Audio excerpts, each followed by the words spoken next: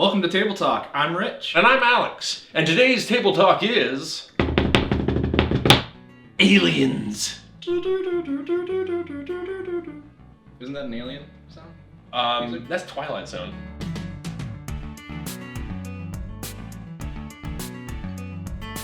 No, I think there's aliens in the Twilight Zone. Like Terror 30,000 Feet. You ever see that one? William Shatner, who was in Star Trek, sees the monster on the plane wing, and he's like, "Haven't you seen the plane? The monster on the plane wing? Something on the wing. There's something on the wing, man." And then they think he's crazy. Something. He doesn't have Spock though to keep everything logical, so it just evolves into chaos. Wait, the only reason I know that. Do you know why I know that quote? So I wasn't a Trekkie. I wasn't Trekkie. I wasn't into Star Trek or anything like that. Yeah. The only reason I know that quote is from Ace Ventura. Is Ace Ventura? Yeah. The second when nature calls. Okay. There's something on the wing. Something. I have a confession. I have since forgotten entirely all of Ace Ventura, except isn't Dan Marino in it at some point? Yeah, the first one. Okay, that's all I remember. That's all you remember? I know. I saw. You don't remember any of like the classic quotes? Never. Him bending over and talking with his butt? Nope. May I ask you a question? No, I have not. I have not. Jim, if you're watching this, first of all, thank you. But second of all, I personally speaking, I'm really glad the direction you've gone in acting since then. So yeah. Okay. All right. Yeah, but it's funny. Like a glove. Okay, that's it. Okay. So anyway, aliens. We've already gone down. No, it's okay. All right. Number one. Here, scoot over just a little, we can show Cosmic Encounter. So this is the game of the time, a month. It's been so long since our last one. So Cosmic Encounter is the game. So as you know, with this show, we pair board games with beer. Mm-hmm. So Cosmic Encounter is an awesome alien-based game. Usually played up to 3 to 5 players. We've paired it with a very nice beer. Mm-hmm. I don't know how to pronounce this beer. It is called Hallertau Galaxica. That sounds about right. So yeah, Hallertau. Is that It ends in T-A-U. Hallertau Galaxica. Hallertau? No, I think it's Hallertau. Tau? I think it would be Tau. We're butchering it, but it's whatever. So there's actually an interesting reason why we've paired it. Why everything has a meaning, right? Everything's on purpose. So there's 3 criteria for the pairing this time. Okay. So obviously it had to be space themed. Of course. So as you can see, we have a nice little space. So they do like a comics type of thing. Mm-hmm. So it's very space themed. There's I believe a nice polite lady driving a spaceship. She looks kind of panicked though. I guess I would too. Well, she's being chased and being shot at. Yeah, shot at with laser rays. With lasers. Yep. So that's probably contributing to her vexing countenance. But yes, but it is in space, obviously. Yeah. So that's spacing. So it meets criteria number 1. Criteria number 2 is I wanted to do something local because we haven't really done a local beer. Oh, yeah, so we are from New York. We're currently shooting out of Brooklyn. Yep. We have a different setting. We haven't even talked about the setting. We're completely different background. We'll get to that. Okay. But yes, so we're shooting from Brooklyn. So I want to do something that was local. Usually I like to stay in Brooklyn because there's so many good beers in Brooklyn. I couldn't find a very good space theme here in Brooklyn. KCBC, shout out to KCBC. KCBC is a brewery in Bushwick. They have a line of beers that are called Penguins in Space. Okay. So I really wanted to get that and do it. Plus KCBC is one of my favorite breweries here. But they didn't have it. They're on a different line right now. They don't have any in stock that we could buy. So this one is from Flushing's, Queens. So the brewery is Mikkeller NYC. I haven't been there in person myself, but it is kind of a microbrew craft. Oh, interesting. So it's craft beer. Yeah, it says it's brewed in City Field. You know what City Field is? I do, absolutely, but you can tell me. Good, right? Yeah. You tell them. Yeah. They don't know. So it's the Mets Stadium in Flushing. So it's where the New York Mets play. Which is interesting to me. I guess that this must be a brewing company on site. Yeah. I guess in the stadium. So that's cool. Sure. Maybe not like in the field, but like around the field. Yeah. That's cool. Yeah. Well, okay. So the third requirement. Yes. What's the third? It had to be brewed with, get it, Galaxy hops. Okay. Go into it further. So Galaxy hops are these, well, I have it written down here. So Please. Australian aroma hop with limited supply. So they're limited. They're kind of rare. Okay. Huge oil content with pungent. Pugnant. Like all you think is repugnant. When you look at the hops, it looks like a little pug face. That's what that means. All right, so huge oil content with pungent citrus and passionate flavors, amazing in hoppy pale ales and IPAs, and it's also good for it's a nice little hazy IPAs, which I'm so on a hazy kick. I love hazy beers. They're just beautiful. It looks good. Yeah. Yeah. So it looks like orange juice. So without further ado, we should. Cheers. Welcome to Table Talk. Welcome to Table Talk. Yes. Yes. Yeah. Yeah, we're good in selection. Would it be suffice to say that it's out of this world? Oh.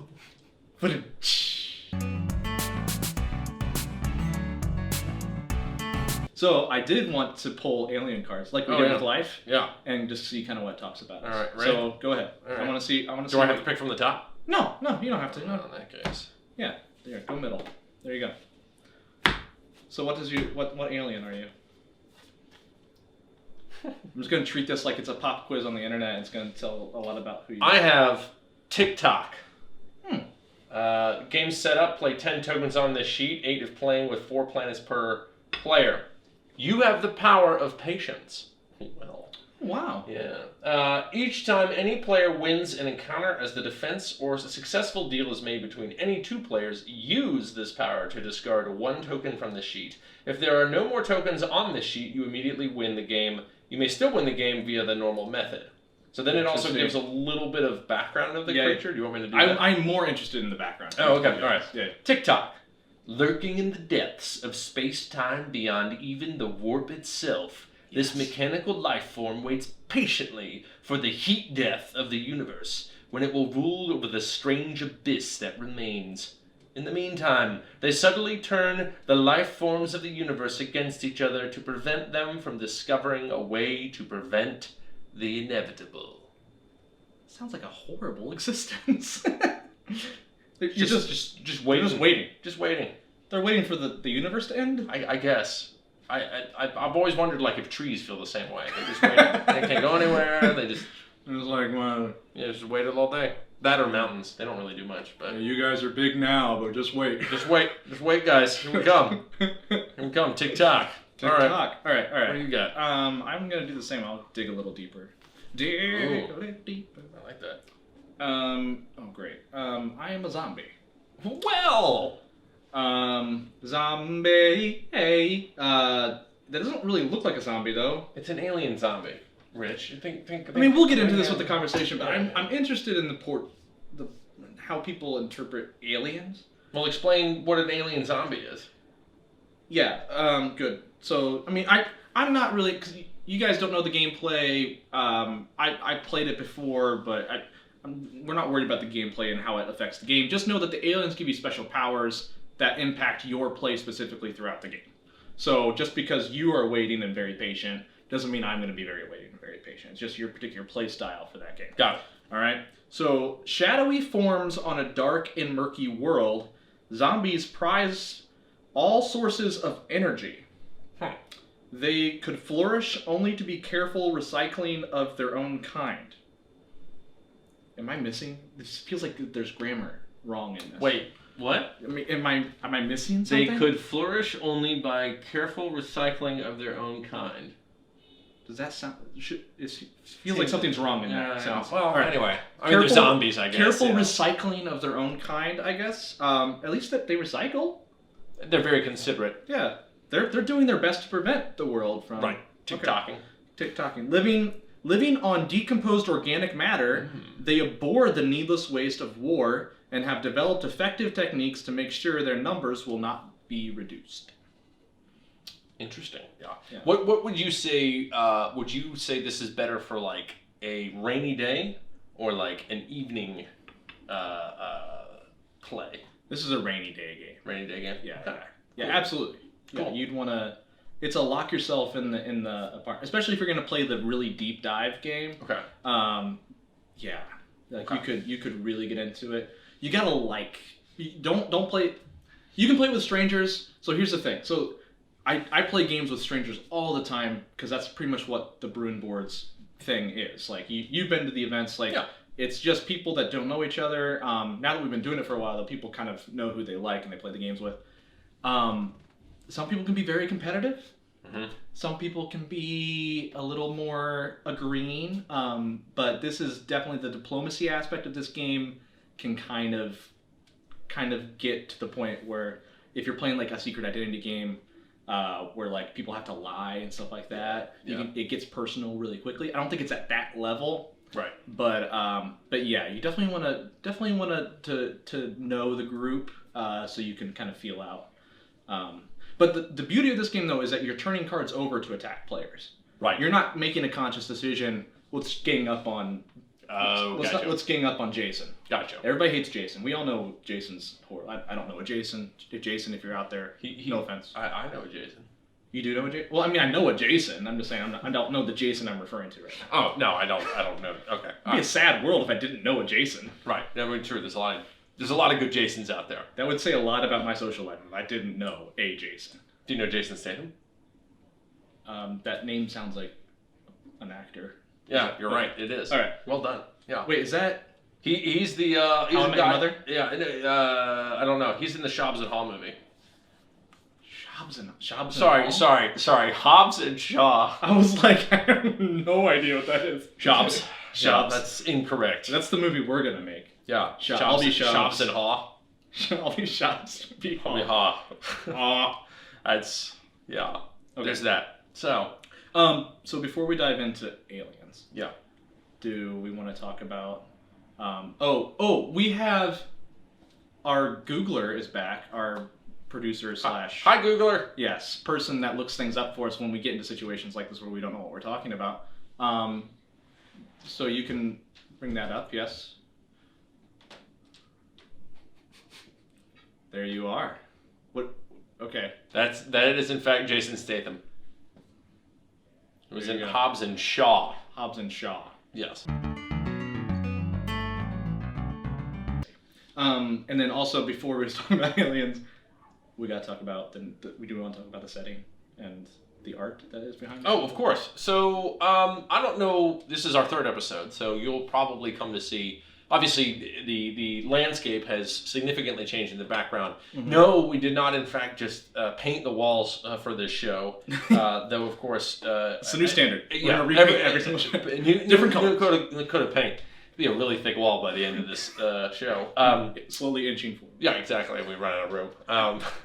So it's a new apartment. Rich has officially moved with his wife into a new apartment in Brooklyn. For those of you guys who live in a city like New York, you know the feeling it is to actually change in a space that's even just a little bit larger. It makes a big difference. Yeah. So very happy for you both on that. Yes. And then in the background, you'll see this art piece. This is actually painted. These particular art pieces that you've seen in the past handful of episodes are actually painted by his wife, Andy Bray. And what is her art? So the Instagram is Andy _R_Bray. Bray, and Andy is like a donkey. ANDI, as in I as in igloo. Yes. So Andy _R_Bray with a heart over the I. Yes. No heart. No. But nonetheless, you can look her up on Instagram, and what you're going to see is the art pieces are going to change throughout each episode. We're probably not going to talk about that all the time, but every now and again we'll give a shout out, and then every now and again she also has her art on display at different shows throughout Brooklyn. So if you guys are in Brooklyn, keep an eye out for her stuff. Hotels. It's pretty cool. Yeah. Hotels, etc. Yeah. Museums. She's kind of a big deal. Yeah. We're proud of her, love her. So anyway, if you see the art, that's where it's coming from. So that's why everything's new. Everything's different. All right. So I figured the best way to start off would be the official definition of aliens. Ooh, the official definition of alien. And by official, I mean this is what popped up when I googled it. Please, what is the official definition? Tell me what is the official? That's what passes for. Well, I mean, you have a few, right? Because obviously we're talking within this planet, aliens are people from different nationalities. Right. Okay. So we're talking about the interstellar galactic. Extraterrestrial. Yeah, extraterrestrial. Right. Okay. So relating to or denoting beings supposedly from other worlds, and then / extraterrestrial. I like the word supposedly. Yeah, it's in there. In there. Interesting. Yeah. Supposedly. Allegedly. Allegedly, supposedly. Sounds very conspiratorial. I mean, why even put that in there, though? I don't know. Google likes to mess with you, I guess. Yeah, I guess, but if it's literally from another world, I mean, the supposed is, like, it's ingrained in the... Well, though I have heard the theory that if there was an alien dwelling among us, you know what it would be? It would be the octopus. Ooh. Because apparently even like the genetics of an octopus is so bizarre compared to the rest of the animal kingdom. Now, obviously it's related to mollusks and clams, mussels, other cuttlefish, etc. Other things that do this, squid. But they say that the octopus is by far the most bizarre creature. That if there were aliens, I won't disagree with that. They'd be like, that was probably an octopus just like crash landed on an asteroid. There's or something. some video where this octopus just squeezes itself, like the boat, right? It has like those little gutters. The water just flows out, so it doesn't obviously fill up with water. Right. And the thing squeezed its whole body through. You know how it can do that? No. It's an invertebrate. So basically, it has no bones. So essentially, it's just a giant animal muscle, right? Except for the beak. So the beak is the hard part, right? Right, crack up crabs and whatever. Right. So as long as the space is big enough for the beak, it can squeeze through anything. That's so crazy. Okay, so there's a crazy story about this. Not to go down the alien rabbit hole at this point. We're there. Okay, all right. So there was an old story I once heard. It's somewhere, I want to say UC San Diego or somewhere on the West Coast. It was in California. And there was this marine biology class that had, like in a science lab, you have the walkway where, people would go between. And then on one side, you have tanks. On the other side, you have tanks. On one side of the tanks... Tanks? Tanks, like aquarium. Tanks. Yeah. Not military. No, not military. No, not military as an aquarium. So you have these water tanks, right? Yeah, okay. On one side are, let's say, blue crabs. Alaskan snowshoe crab, I don't know, something, but the crabs, the crustacean, right? Okay. And on the other side, across from the walkway, is an octopus, right? And he's, chilling in his tank. Yeah, he's doing So he's doing his thing, and the crabs are doing their thing, and then they lock up for the night, turn off all the lights, and they, next day, very careless lock. Yeah, exactly. They don't care. So they turn it back on.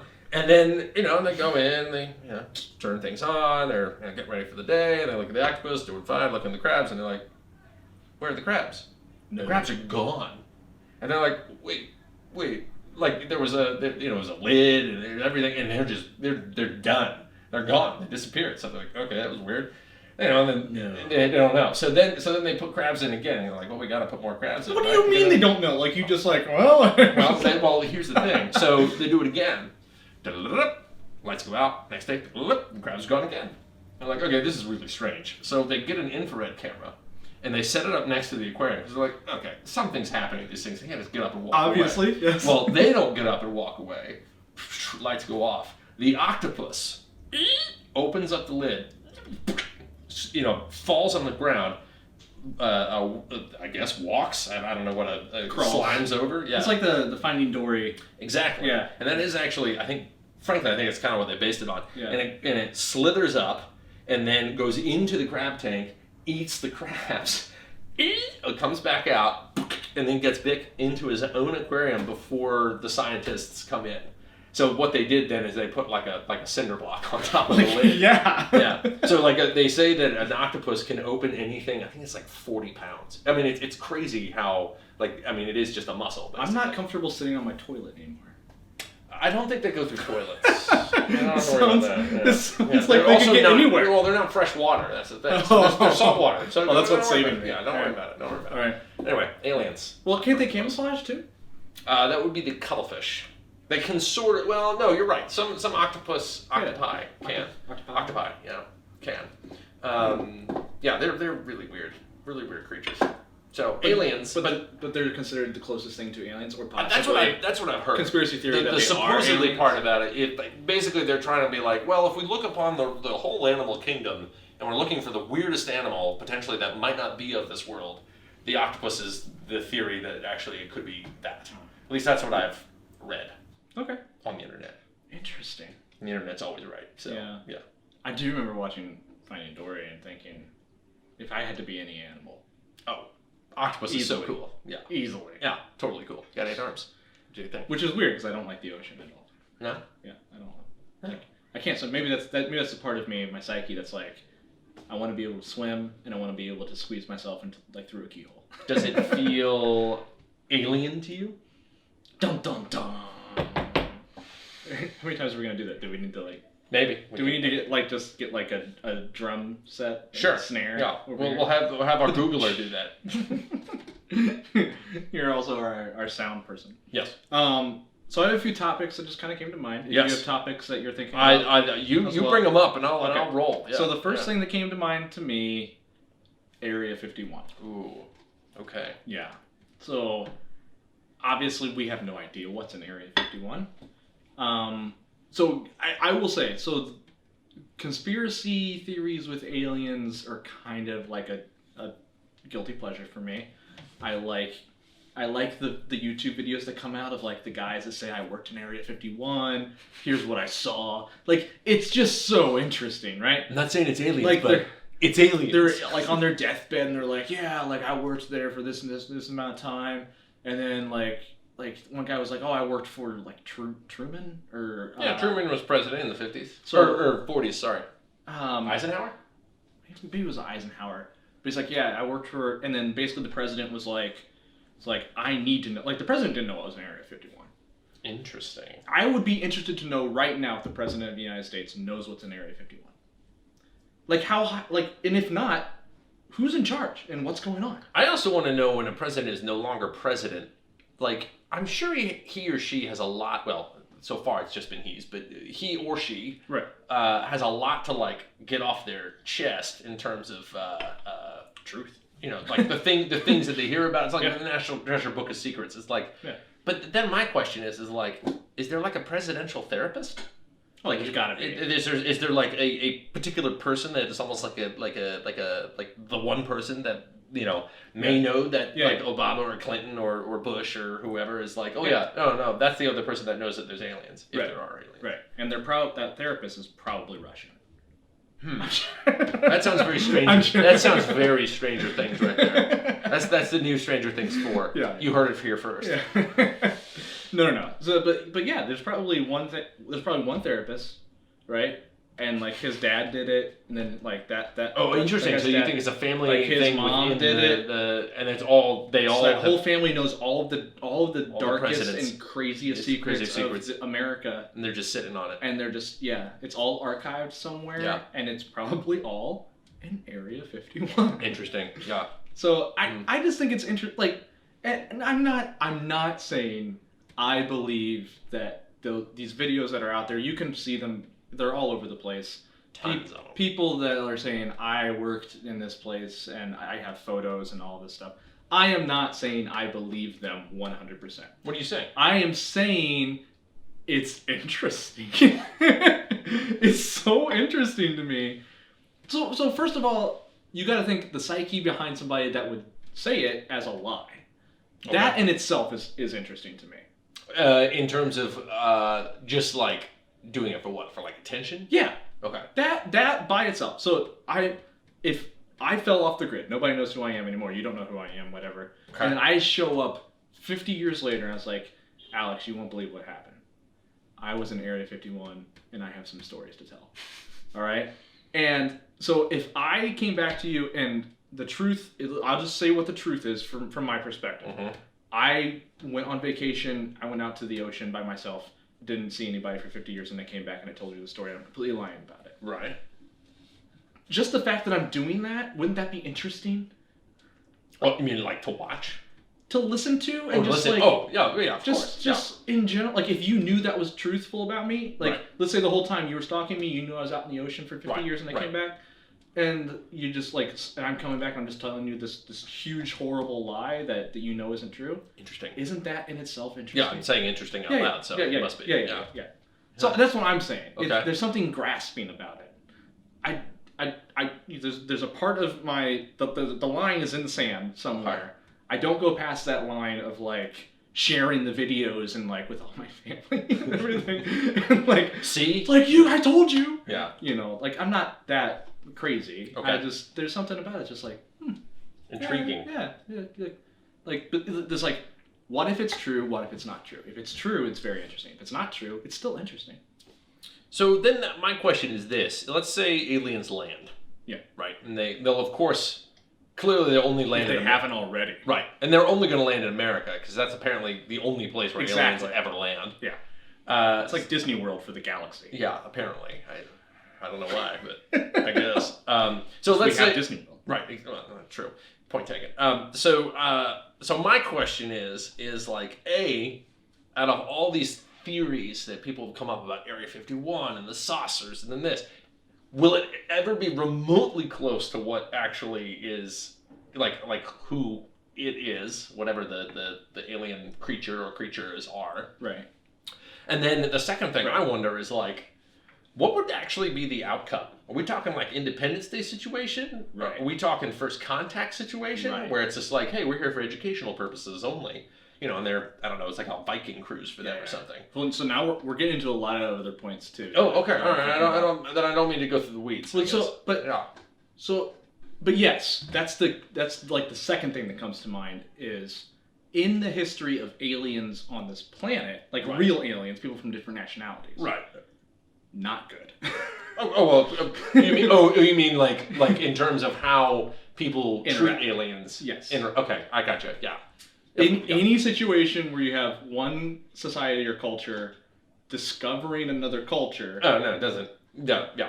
Horrible things. We talked a little bit about this in episode 2. It does not lead to usually good things. Right, exactly. Yeah, we had that whole story. So, so if it's any... So, the reality of aliens, which is a very overarching term in itself, because it's not a reality, really, but is probably going to be very bad, I would say. I know the theory that I want to say it was Stephen Hawking or maybe it was Carl Sagan. I forget. One of these people in science who's beyond my own IQ did say about like basically we should stop trying to contact like the outside. It's not going to end up well for us, right? Which I always wonder like. You know how Voyager 1 and 2 back in the 70s and 80s were sent out to the far reaches of the known solar system, right? I have never. Okay, so all right, I'll give you. So I can admit it because you admitted to Ace Ventura. No, that's fine. So I will admit to not knowing. That's fine. I hold no judgment. That's fine. Okay. So Voyager 1 and 2 were 2 satellite probes specifically sent out by NASA. I want to say it was in the 70s, maybe early 80s. Okay. And the whole idea was to explore the outer, I want to say outer rim planets. That's Star Wars. The big gas giants. So Jupiter. Oh, you're talking real life. Yes, I'm talking real life. I thought you were talking about a movie. No, okay. No. Okay. Yes. This is familiar. Okay. Right. All right. So you know. All right. So on the actual Voyager spaceship, yes. The satellite is a golden disc, and on that it's a vinyl. So they actually printed out this vinyl. And on that vinyl, which I don't understand, like, I guess they assume aliens will have record players because they didn't provide a record player, but whatever. They can figure it out at least. Yeah, I guess, right?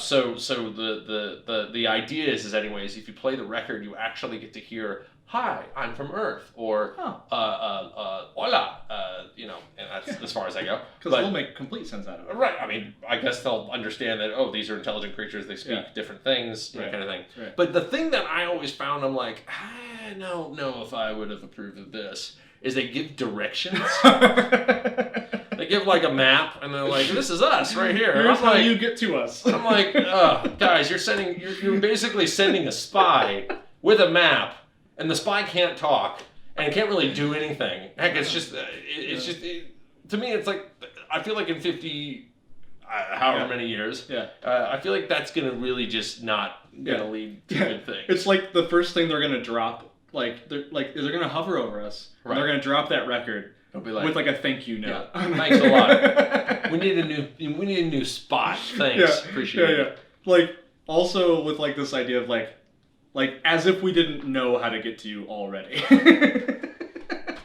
like the arrogance, the arrogance of humanity. Yeah. That, like, you had to give us direction. Right. No, like, guys, we're in these light speed spaceships. You think we needed help? Yeah. We've been visiting for ages. And then next thing, it's like going over to, like, somebody's house and visiting them for years and years and years, and all of a sudden getting a postcard from their house. Right, exactly. Be like, hey, by the way, we live here. Yeah, we know. We know. We've been coming. Yeah, we stopped by. You guys are just boring. Like, that's what I've always thought. I mean, I wonder, like, if the reason is just like an anthill. Right. It's like, we're doing our thing. That H.G. Wells talked about in the War of the Worlds about the fact that basically the Martians at the time were observing humans the way one would. What did he say? It was like scrutinize over a microscope. And the fact that just like look at the creatures in another world and doing the thing. Yeah. To which I'm like, that's great, honestly. I think boredom and being like, no that thanks. Honestly might be... I would be willing to cross that threshold for that theory. Right? That line in the sand that I'm drawing for... Oh, okay. I would be willing to cross that and actually go to the point of... Like, that's an intelligent way to look at it. Like... Right? Because we do see other life. Like, we've opened these worlds of, like, molecular life. Right? Oh, yeah. There's whole ecosystems of molecular and we have no idea what it is, and we're not really, I mean, as typical people, we're not interested, I mean, thinking about thinking, for instance, let's go down the rabbit hole just slightly.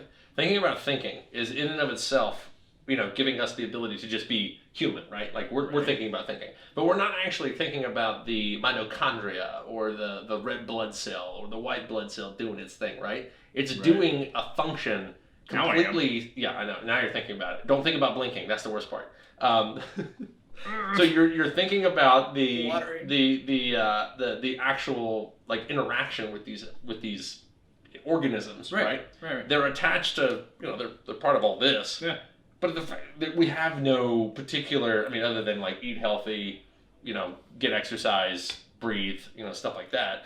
Like you have no control about what's going on. Like that to me is like, that's an interesting idea where like I think almost like the alien level, if they're like that far above what we are. Right. I think it's the anthill thing. I think and too, like, we give so much credit to aliens. They're always so far ahead of us. Like, nobody ever talks about, like, life on another planet that's, like, still, like, working with, like rocks and... rocks and or not sticks, not even at that point yet. It's like, I don't know, like, it's a closed-minded concept. May I then proceed with this question is, do you believe that there's life on Mars? Life? In the sense, intelligent life? I'm just saying life. Because I was surprised that the alien definition didn't say intelligent life. Interesting. It says related to or denoting beings supposedly from other worlds. It's like, what's a being? Like, what do we call a being? Well, Qui-Gon always said the ability to speak does not necessarily make you intelligent. But so, love it. Yeah, wisdom according to Qui-Gon. We're gonna wear this drum out. This drum's gonna lose to this thing. Interesting. Yeah. Well, okay. Sorry. Phrase the question again. Well, I guess my question is do you think that there's actually life on the planet? I'm not necessarily intelligent life, not like sentient, right? But life in general, like, I don't know, grass or something like that.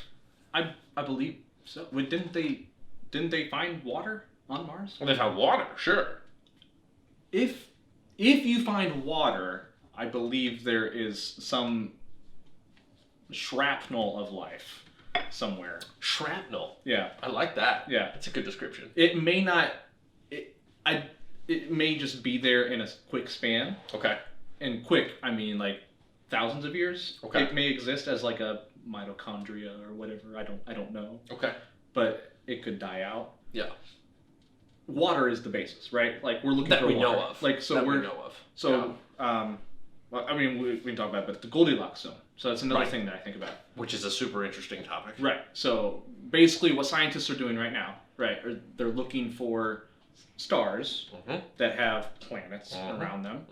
And they're looking specifically at the planets in the Goldilocks zone. Which, so it actually relates to board gaming. All right? This is beautiful. All right? So the Goldilocks zone in board gaming, there's a specific... So I have a theory with board games that, like, You identify the types of people that you're playing a game with. Okay. And then you have a Goldilocks zone for so you basically add up the players that you're playing with. Okay. Each of those players have a specific Goldilocks zone. Interesting. And where you want to sit. So, for instance, the rogue. There's a rogue player. You don't want to sit directly across from the rogue because of eye contact. Right. Rogues lash out. They're just kind of like, they see you and like, they're just like, I hate you now. And like, they're just going to like, don't sit across. Sit diagonal from them. Interesting. Right? And you don't want to sit to the left or right. Okay. All right. So Goldilocks zone is diagonal, but you also have like other players that you do want to sit directly across from. So if I know there's a rogue there and there's a player here that I do want to sit there, this is a good spot for me.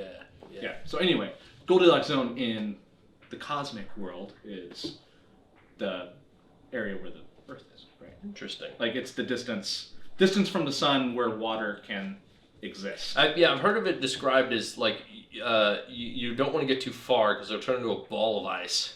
You don't want to get too close because then it'll turn into a crispy piece of toast. Yes. And Venus is the quintessential example of being too close to the sun. But it's not toasty. It's gaseous. That's true. It is also 700 degrees Fahrenheit. Like the surface of Venus, I believe, is at least 700 degrees Fahrenheit. It's a little warm. Yeah, it's very uncomfortable, guys. Like Florida is a nice place to go for spring break, but like Venus. I was gonna say we're from New York, so the Floridians that are watching or listening probably. I mean, well, I wouldn't say it's 700 degrees. Yeah. 700 degrees, you're talking like. I'm sure there's somebody out metal there. boiling. There's somebody out there that's like, yeah, I can do that. Yeah, I can do it. And then of course there's like leathery skin. Right, exactly. You tan real fast there. And then the other problem is that you have I'm seeing 864 degrees Fahrenheit, folks. That is the surface temperature of Venus. I know at least a little bit about Venus and the fact that the reason why it gets so hot is because it has an atmosphere. Whereas Mercury actually doesn't get quite as hot, even though it's closer to the sun, because it has no atmosphere. Yeah. Okay. So the atmosphere can work in your favor, like us. It's a great quintessential, nice kind of film of protection. For now. And then, whereas like Venus, you're a little too close to the sun. Venus is awesome. Yeah, and then you burn to a crisp. Whereas in Mars, you're too far. And with Mars, one of the bigger issues is that the atmosphere is actually very thin. So it's also difficult for oxygen to even like stay in the atmosphere. So that's what they talk about, like terraforming and stuff like that. People talk about, let's terraform Mars. That's a great plan B. Yeah. Not necessarily a great plan. Another great board game. Plan B? No, Terraforming Mars. Terraforming Mars. Yeah. That's an actual game? That's an actual game. Oh, that sounds It's good. It's a kind of a solitaire game where you kind of doing your own thing. You're not interacting. This is a game where you interact a lot with people. Nice. Terraforming Mars is kind of like you do your own thing. There are expansions where you can interact with more players. Nice. Sorry. Oh, no, all that to say is it's a lot harder to terraform Mars than I think movies make it seem to be. Yeah. And it's mostly just because the atmosphere itself is so thin to begin with. Yeah. That's also the reason why you can't terraform the moon because it has no atmosphere at all. If Matt Damon can do it, I think anybody. We spent a lot of money finding Matt Damon on an interstellar level. I mean, Interstellar, he gets lost. The Martian, he gets lost. Saving Private Ryan, he gets lost. But he's not Interstellar. Have you seen Interstellar? I thought Interstellar was... Interstellar is a Christopher Nolan movie. Matthew McConaughey. No, he's in that too. But Matt Damon is Dr. Man, the one that they retrieve. Yeah, they retrieve from the ice planet, and he's the guy that goes sour. Sorry if I gave it away, but it has been almost 6 years. So we can put spoiler alert really quick. It's okay. Spoiler alert. Yeah, look out. So anyway, but yeah, all that being said, that Mars is a very difficult place to live permanently.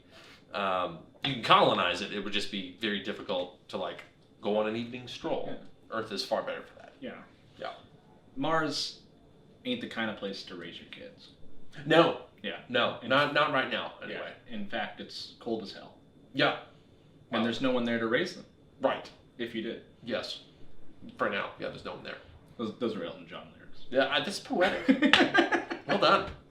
I can't quote Elton John. Rockin' Man. Another great recommendation, by the way, too. Rockin' Man movie. Did you get to watch it? No. Oh, so good. I know. So that's what I've heard. Big Elton John fan too. All right.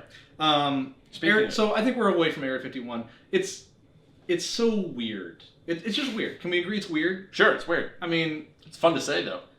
Does every country have an Area 51 type of place? Oh, I'm sure.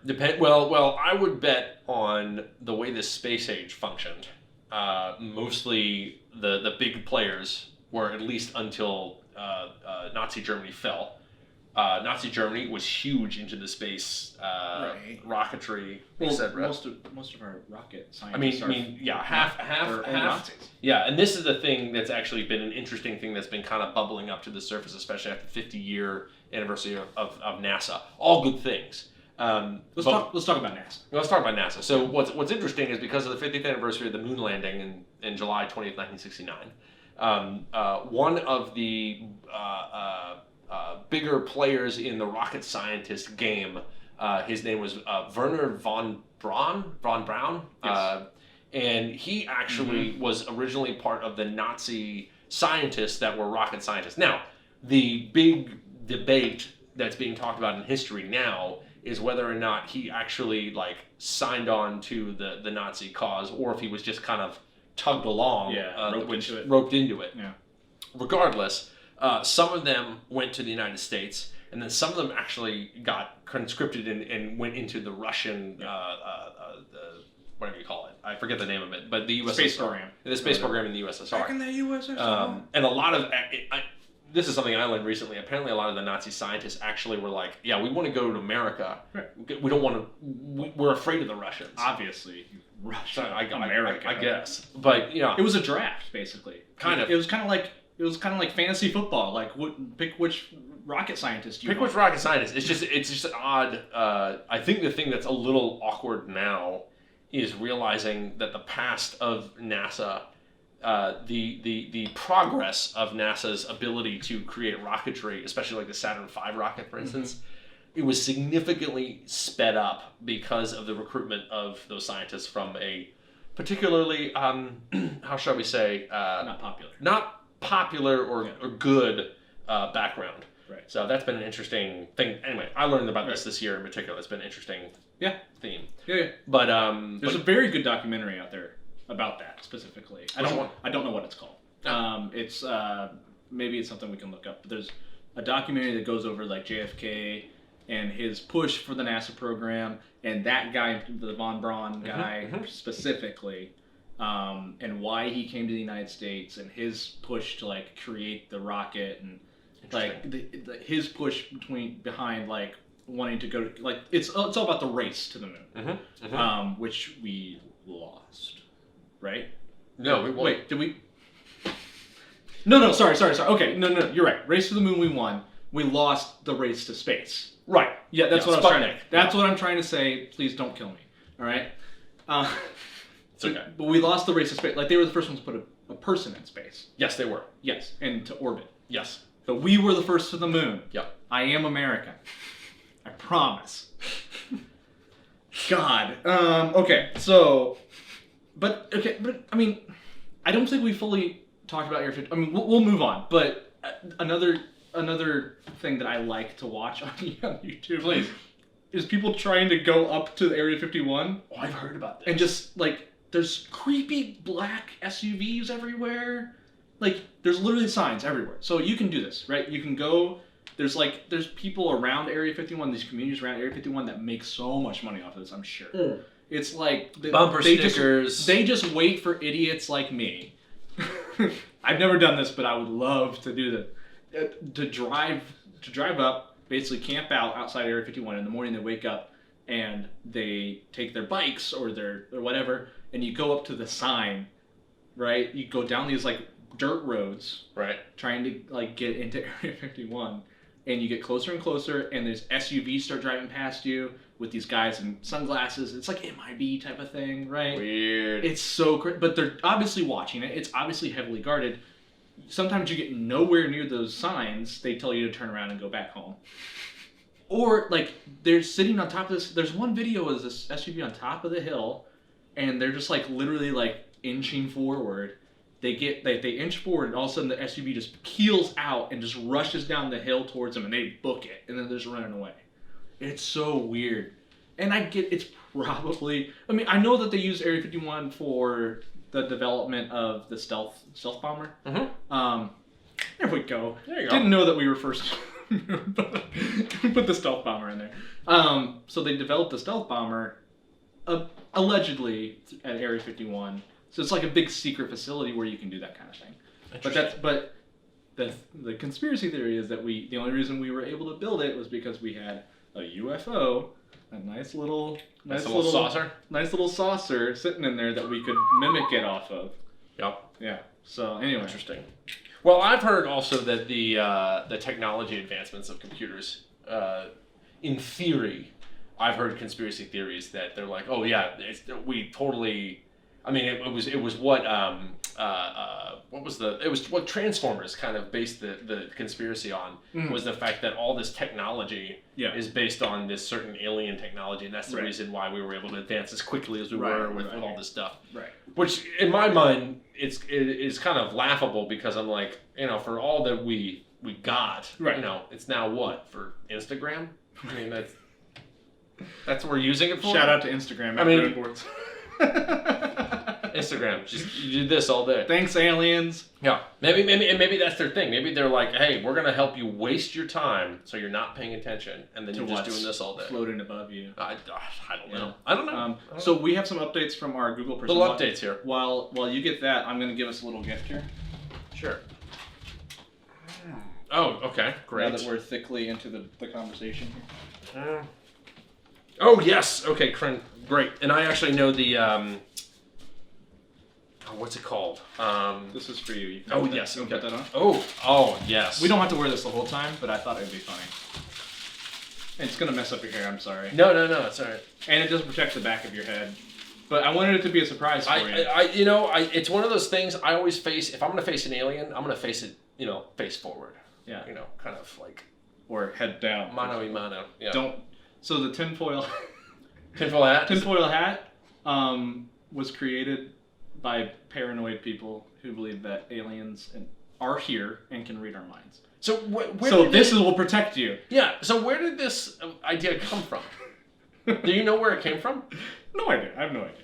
Okay. This is probably another thing that we can look at. But I have no idea. It's been around for ages. It's just one of those things. It's like. Interesting. Because I always wondered if it had to do with TV. Because TV must have been super weird in the 50s or I guess the 40s. Maybe. Well, you had the antennas, and you put foil on the antennas. Right. It's right there. It's readily accessible. Maybe it was like the first line of defense. Maybe that's the first line of defense. Yeah. Maybe they thought that they were going to try and talk to us through the television. Yeah. Maybe. And I mean, that's you just rip it off the antenna and put it right on. Or just shield it. I always think of Signs. Anytime I see the tinfoil hats, I think of M. Night Shyamalan's Signs. The movie about the crop circles and aliens and stuff. Great movie. It's great. Right. It's good. We're doing a lot of movie recommendations. No, I like it. I mean, this happens. We're not talking about movies. It just happens. That's next on my list. All right. Well, let's talk about it. Talk about movies. Area 51 is done. What do we got? Area 51. You be the judge whether or not it's a real thing. We can take these off if you want. I don't feel like. Well, what did we get? What's our updates that we got? Okay, so updates. Yeah, title of the documentary that Rich was referring to is known as Space Race. At least we believe that to be the case. And it was released in 2005. Space Race. In current news, it's not as exciting as it sounds. It's a documentary. It's Space Race. Yeah. In current news, try that again. So in current news, NASA is preparing for the first all-female spacewalk, and we just want to say congrats to those ladies. I'm personally really excited because first of all, I think it's going to be really cool, and I love that America's actually doing it. I've also heard, in addition to this, that they're preparing for, I believe it's not Artemis. Maybe it is the Artemis program. It's whatever's coming next for the moonwalk. Like they want to do landing on the moon by 2024, and they want a woman astronaut to be a member of the crew. Okay. So it will be the first moonwalk with a woman on board, which I also think is very cool. Okay. So anyway, but we'll see how it goes. So well, very excited. All of the space movies have women in the in the crews, they do. I mean, and they do very well. Oh yeah. Well, I mean they don't. I'm not saying so. Like with The Martian, I'm just using different movies as an example. Usually something always goes wrong in the movies, right? Oh yeah. To create the catalyst. Right. So they are part of the problem at the beginning, but they are also part of the solution. Oh yeah, always a member of the crew. Yeah, but they're usually like the character that's like, hey guys, this is like the obvious choice. Why don't we do this? I mean, you got Ripley. And she's always the coolest in Alien. Oh yeah, she's the one. Yeah. She's the one that keeps her head. Everyone else is just ooh, you're right there, Rich. That's the alien. Right? Yeah, I know. Okay. Yeah. Gee, don't tell me I got another thing wrong. I can't stomach it. Yeah, but yeah, she was the only one that kept her head, and her stomach and everything else, because the alien just ate everyone in the process. So awesome. That movie's so scary. What were your movies? Movies. So I listed out my top 3 movies. Alien movies? Alien movies. Okay. Top 3 alien movies. Okay. The first 2 are easy. First things that come to mind, Men in Black. Good choice. Men in Black is the best alien. These aren't... So, okay, the criteria wasn't space. Like interstellar or Martian. Alien movies. Alien specific. Yeah, alien specific. You don't get more specific about aliens than Men in Black. That is true. And it's just so good. It's really good. We're not talking about the new one with Chris Hemsworth and what's her name. Please don't ever watch that if you haven't. Like, it's not good. Watch the original. The original's fine. Okay. Tessa Thompson is. The second one isn't even that bad either, but watch the first one and just leave it there. Okay. Yeah. That's fair. Yeah. Did you see the new one? No. Okay. No, I honestly haven't. I think I saw the first one. Yeah. That's about it. Well, it's so weird because they're in the Marvel movies together. Oh, that's right. They're like they're Asgardian, and she's the Valkyrie. Yeah. I mean, both of them are cool, but and like they're both amazing in that, and they do a great job. And yeah. They're both aliens. Technically, he's a god. True. So, maybe.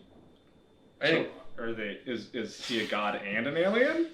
No idea. Or is he an alien? An alien. Good question. We're going on a different level. Let's go back to Men in Black. Okay, all right. Yeah. So Men in Black, I think. So I also think it's the thing about Men in Black that's so interesting. Well, first of all, it's a cockroach. So the first one, there's no spoiler alert about Men in Black. But if you haven't seen Men in Black at this point, I shouldn't be spoiling anything. Pause it now. Yeah.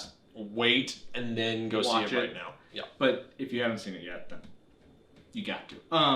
So it ends up being a cockroach at the end, right? Yeah, Which bug. You don't get how funny that is. Yeah. Until you move to New York City. Yep, and you kind of get that. Which is where it's all based on. Yeah. Yeah.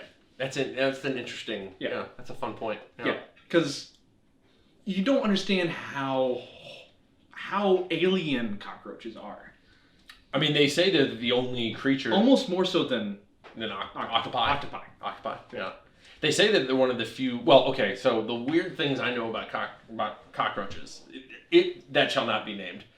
Those particular pests, are considered the only one of the only animals or creatures, I guess, that would actually survive nuclear winter. Right. Like especially like during the 50s and 60s, everyone was worried about the bomb, and the world could have been destroyed 12 times over. Right. All at our own whim, basically. Yep. And they say that cockroaches would actually survive. I don't know how, but they would, and they'd be fine. And then the other thing, which I think is absurdly funny and creepy at the same time, is that when Russian cosmonauts went to space, and they're like, okay, we're going to experiment on this, So they experimented on whether or not the space zero gravity situation affects the breeding capabilities of certain creatures. They tried it on. You did. Yeah, and they did. It's like everything in space that tries to procreate. Get it on.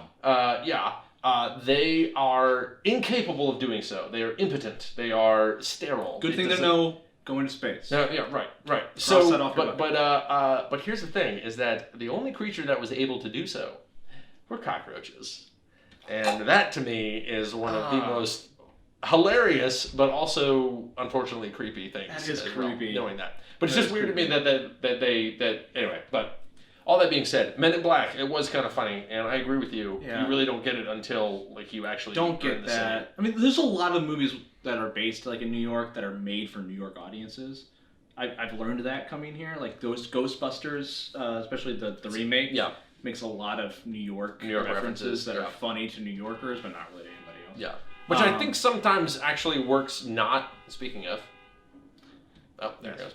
I think sometimes when there's too much New York centric jokes or storylines or someone referring to something, a lot of times it can make the rest of the audience, it makes it feel left out. Right. Where I feel like there's a balance that needs to be put on. Where the one movie that has nothing to do with the aliens, though he kind of acts like one, is Buddy the Elf in the Elf. Yeah. Like that's like the perfect. But he kind of is. He's kind of an alien in a way. Yeah. Where he really does have a great balance of like, we're going to talk about New York things like Empire State Building or the Rockefeller Center or wherever it is. But at the same time, it's also a story about, it's just a fish out of water story. Yeah. Where this particular person is trying to figure out how to live in this alien world for him. Yeah. So anyway, but all that being said, I think that one is one of the few ones that balances. That Men in Black. But, yeah. And the cricket.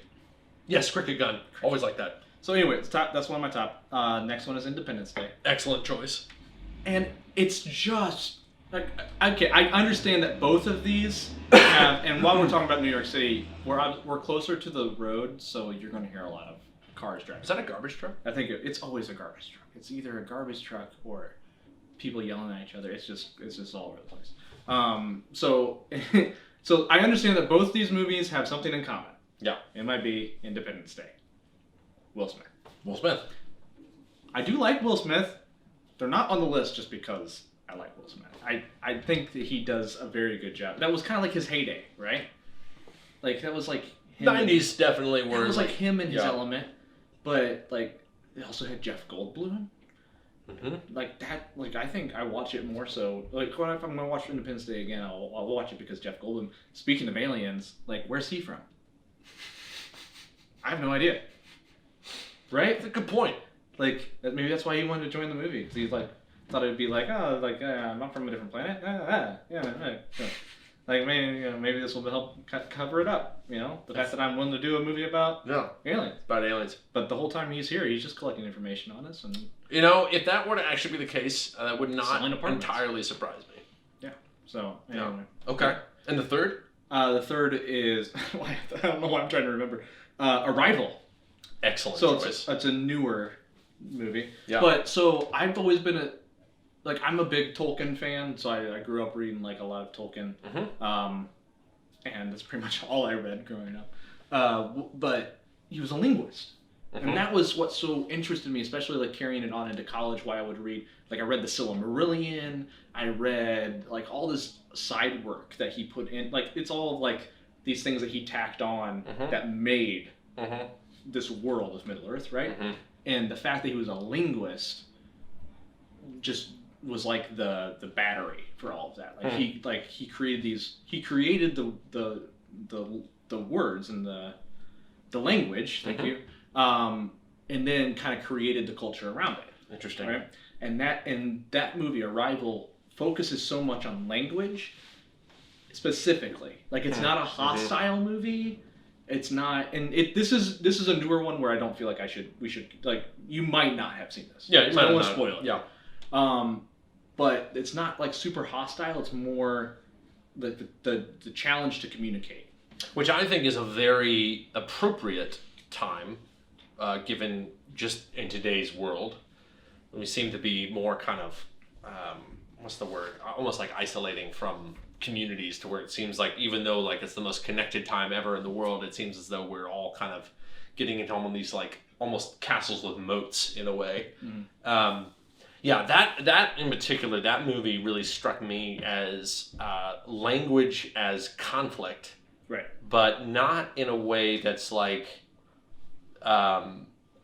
it's like I always find it interesting in that language both unites and divides, and it was an interesting thing where they had to really think about, with the linguist in particular, Amy Adams playing the linguistic professor, of her trying to reframe how to speak in a way where not that just the alien understood them, is that they could understand what the alien was referring to, because you could only communicate based on like, okay, do they mean this? Things that you know together. Right, and then tree, rock. Right, and they themselves have to understand, okay, are they, when they say tree or rock, are they meaning tree or rock, or do they think they actually are pointing towards something else?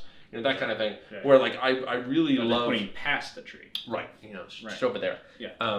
I just love the mystery of that, of how they set up that movie, and I thought it was really interesting because I do think that the order in which the aliens' presence is known, I think was really interesting. Where the military got involved first, Right. but then they went to the academic sector, who and it was interesting is that they bring aboard people from various fields. You got a mathematician, you got a linguist, you got all these different types. And it was just interesting thinking like, yeah, it would really take all these different people in order to help understand the situation, not just like Jeff Goldblum, the nerdy scientist, computer hacker, Figures it out. who figures it out.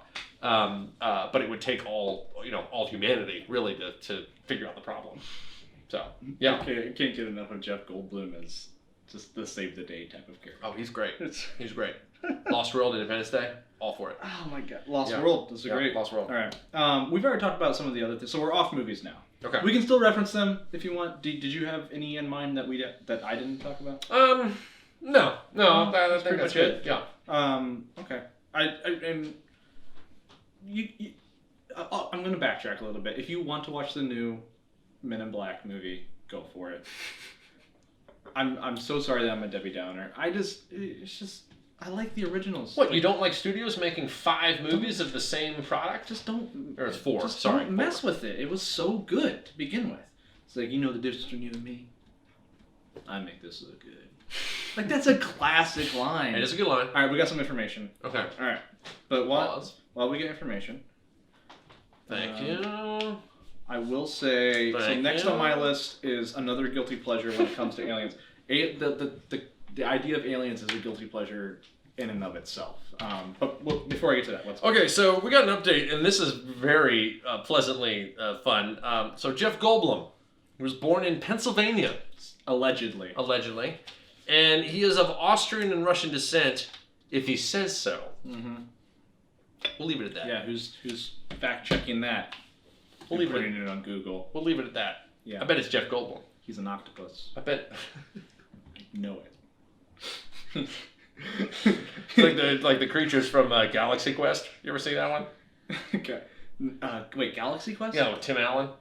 Oh no! Oh, that one's fantastic. So that one spoofs Star Trek, but right. It's aliens, right? It's like Spaceballs. Yeah, the aliens are acting all weird, and then you realize the reason why they're acting weird is they have these basically these. They're like a transformer. They're all things. Jeff Goldblum. Well, they're actually like octopus things, but they're like forced to like be in human form. Yeah. So like how they clap is like this, and they walk around. You really haven't seen this movie? No. You should see it. I'm sorry. It's great. It's really funny. I'm sorry. I can't see every movie. Sam Rockwell plays like the character who in Star Trek always dies. He's like the red shirt guy, but he plays like the red shirts. I have heard that theory. Everybody in a red shirt dies. Yeah. So but he plays like the red shirt guy, like as a guy, and his name is Guy. Okay. So he's constantly afraid in the entire movie that he's gonna get like killed off by some alien because he's he's crewman number 92 or whatever. Like in the TV show, so he's like, no, I can't, I gotta get out of here because I'm gonna be killed. And then the other people are like, yeah, we should totally go because we're gonna get killed too if he's getting. Anyway. Wherever the action's happening, right. He's a witch in it. It's a great movie. Speaking of which, so the Reading Rainbow guy. Yeah, LeVar. Yeah, the bar thing. Yeah. Were those glasses? So no, they were. He's blind. He's blind. So what I understood them to be. Or was it like sonar? That's probably more accurate. Okay. That's what I would say. Okay. So he could like see. They're like Google glasses. So in Star Trek, sorry, nerd moment. In Star Trek Insurrection, he goes to a planet in which like it's almost like a Garden of Eden situation where everything like reverts back to youth. So it's like people are like Benjamin Buttoning essentially, where all of a sudden it's like people get younger and they're all healthy and whatever, and then all of a sudden Geordi can see, and like his eyes like magically work, and then all of a sudden he's like back to normal before he was blind. It's super cool. Wow. Yeah. So we should see it. That was super nerdy. Yeah, it's alright. It's all right. It's okay. Yeah. That's Rise of the Nerds. That's great. Yeah. That's awesome. We're doing a show about board games and beer. Yeah. I don't think it gets any nerdier. Yeah, that's okay. But I could never. The only thing I remember is I couldn't watch Reading Rainbow without thinking like, where's his like eye? Where's his glasses? Yeah. Because my parents would watch. That's funny. My parents weren't Trekkies, but like they you'd see it on TV and stuff. Yeah. And I was just like, wait a minute, isn't that the guy? Like, is he blind? Like, is he just pretending to like see things right now? Like, I didn't understand. It's called a movie. Acting. Rich. Yeah, it's called a movie. I didn't understand. Yeah. Anyway, it happens. Yeah. Another guilty pleasure with aliens. You might have seen a show on the History Channel, which. Have you watched the History Channel lately? Admittedly, no. I don't really watch much TV. It's a lot of things that have nothing to do with history. Okay. That's pretty much what the History So Channel you're is. saying that the History Channel is history. But oh my god. No, yeah, so there's this show on there called Ancient Aliens. Okay. And there's this guy. I looked him up before the show. Giorgio I don't know how to say his last name. Tsoukalos? Tsoukalos. It's almost, I mean, he might as well have made this beer. Hallertau Galaxica. Is he from Eastern Europe? I didn't look up his origin. I didn't Giorgio. look up his nationality Interesting. or ethnicity or anything. I just know his name. He's the guy with the crazy hair. The guy with the hair that goes straight when up. he's like, I'm not saying it's aliens, but it's aliens. Yeah, That's the guy. That's pretty much the whole show. Okay. I'm not saying it's aliens, but it was aliens. It's pretty much the whole show. Like the pyramids, the reason that like modern, like not modern civilization, but like cultivate, like the idea that we can like Stonehenge, the fact that we learned how to like plant things and have them grow out of the ground. That practice is called farming. Like this whole idea of civilization started because aliens came to our world years and years and years ago and taught us how to do them. Or otherwise known as the plot of the worst Indiana Jones movie. I disagree. About the aliens taught us about the farming. I love how we have a conversation without going into movies. But okay. yeah. It's okay. There's the plot of Indiana Jones, that this ancient civilization that was created around aliens visiting us a long time ago. So, okay, so we don't watch TV really either. So we whenever I travel, so I move around, and whenever I'm in a hotel, I turn on the TV and I watch TV for like the first time in months, right? So I'm flipping through the channels, and I'll watch the ESPN, and I'll watch all these things I used to watch when I was in college and stuff, and then I'll get to the History Channel. And Giorgio is on there. Giorgio. With his hair. And he's talking about aliens visiting us from outer space years and years ago, teaching us how to do mathematics and all this kind of stuff. Okay. And I can't help it. I have to watch. I want to know, like, who Giorgio's, like... Don't question Giorgio. No, I'm not questioning Giorgio, but I want to know, like, who was, like, the Aristotle to his Plato? Like, or maybe it's Plato to Aristotle. I forget the order. I think that answer is obvious. I mean, who? Oh, it was aliens? Alien. Oh, you think aliens taught him? Well, who else would have? Well, like, why else would? This is the part that fascinates me so much, right? Either he's completely believes that he knows that this is true, okay, right? And I don't know his official, like, he's an entertainer, like there's some people that, like, just because a comedian tells a joke, right, about something doesn't mean they actually did that. Okay. Just because entertainers get on TV and talk about something doesn't mean they actually believe that at all. Right. Right? I'm assuming this guy actually, because he's on these shows, right? I'm assuming he believes this, right? Or else his credibility is just not there, right? Because, the History Channel, they're all about the credibility of who's on their shows these days. So interesting.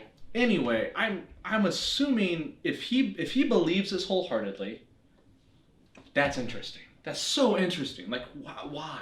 And how? Yeah. And what drives you to this belief? If he doesn't, and he's lying about it, that's so much more interesting. It's like he's making his career off of, like, this ancient alien conspiracy, and he's making probably a lot of money. It wouldn't be the first time in a show where, like, the reality isn't actual reality, where people make gobs of money, basing that off of. Which I've always found interesting in that, at least in the context of how we as Americans perceive stories. It's interesting to me that the thing that's often looked either down on or just not seen as, like, presentable. Right. It's like, for instance, it's like, I remember a comedian would once talk about the difference between someone, when an alien, it seems like the alien always comes down in these sparsely populated places where people are like, well, describe it this way. Well, of course, right. They never talk about it like landing in the Upper West Side or in the West Side of LA or San Francisco. Let's face it, where most of the aliens are. Right, exactly. So like and then you talk about, well, like, how would that situation actually go down if someone of that educational background would actually describe something. And it's just interesting to me that the fact that it's like, hold on, where was I going with this? Crap. Follow the trail. There it goes. There it went. I saw it go by. Yeah, it went over there. It just vanished. It just zipped away. It's like a cockroach. Sorry, guys. Just like, you see it, and then it just goes away. Where was I going? That's aliens. He was actually, here's what actually I was about to give the answer. Here's what actually happened. He was on to it. He was going to answer all the questions. The mathematical equation was actually going to come out of his mouth, and he was going to solve the whole thing. And since you didn't have your foil helmet on, the aliens they took it away. Came in and stole it. See, I would believe you, except for the fact that I tend to forget things just like that. Right. So I maybe it's in. Maybe I need to wear the aluminum hat more often. Well, some of the genius people in this world have been forgetful, right? The smartest people in this world. Is this a backhanded compliment, or are you complimenting? I'm curious. Well, I guess it's just compliment. I'm not trying to say something about you specifically. I'm saying. I'm saying there's people that are very smart that were forgetful.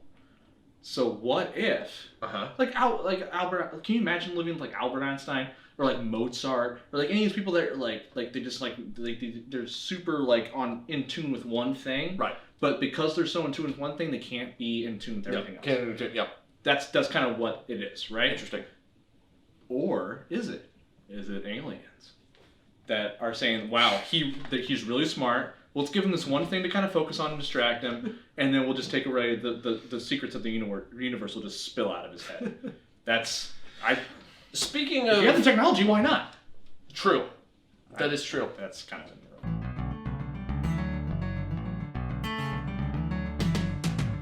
According to a Chicago Tribune study, being forgetful might actually mean you're smarter.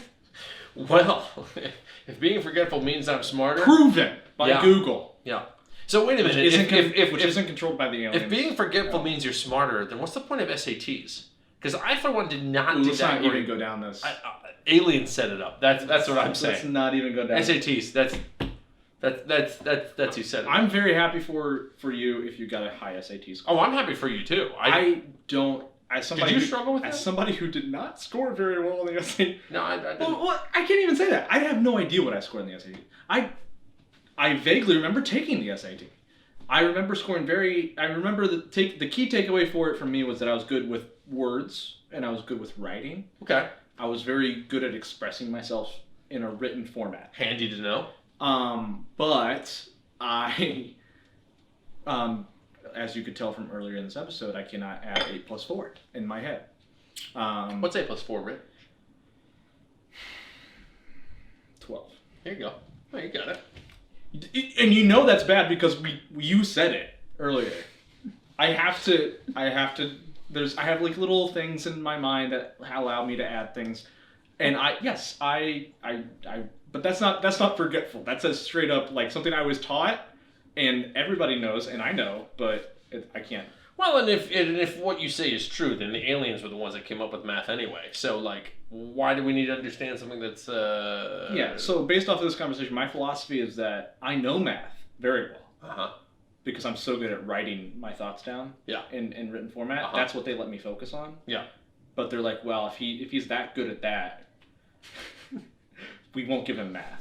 Because if we give him math, things are going to start coming out of his mind that are going to start exposing us to the world. Because I'm not saying it's aliens, but it's aliens.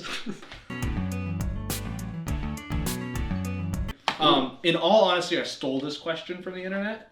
So we're big fans of other people that do stuff, so we're not trying to rip off anybody else, but this was a question that came up in a show that I watch a lot. Okay. What's the question? The question is, if intelligent alien life exists, what is the first thing you'd want to know about them? and why?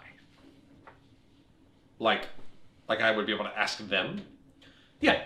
Well, or just, yeah, you're asking them, or you're just, let's say they have a Google or something that you can just look up information, right?